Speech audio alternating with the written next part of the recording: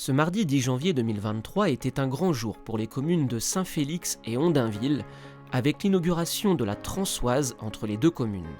Nadège Lefebvre, présidente du conseil départemental de l'Oise, a coupé le traditionnel ruban pour lancer officiellement cette nouvelle portion d'environ 3 km, mise en service en novembre 2022. Après un rendez-vous fixé au départ de la Trans'Oise, les élus et habitants présents ont ensuite rejoint la salle des fêtes de Saint-Félix pour évoquer cet aménagement. Cette Trans'Oise, elle a démarré il y a quelques années. Aujourd'hui, nous sommes à 130 km de Trans'Oise. Lorsque la Trans'Oise sera complètement terminée, c'est 240 km. Depuis le début, c'est 20 millions d'euros qui a été investi dans cette Trans'Oise.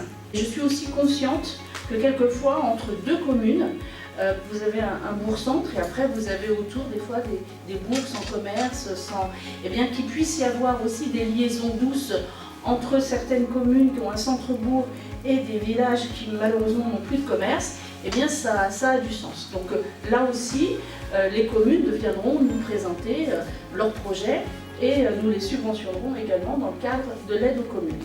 Je crois que c'est une bonne chose. En plus, aussitôt que le tronçon fini, on a vu des gens venir à vélo, roller, etc.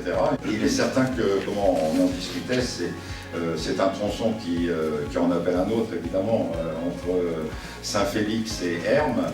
Ce nouvel équipement va contribuer également à renforcer l'attractivité et le développement touristique de notre secteur, tout en encourageant l'activité physique. Tout le monde connaît la chanson. Quand on partait de bon matin, quand on partait sur les chemins. Si vous aussi, vous avez envie de fredonner ces terres bien connues, partez à l'aventure avec ou sans Firmin et Sébastien. C'est un sentiment de liberté qui vous entraînera et qui sait, peut-être dans quelques années, jusqu'à oui. Si ce n'est pas avec Paulette, ce sera avec Nadège.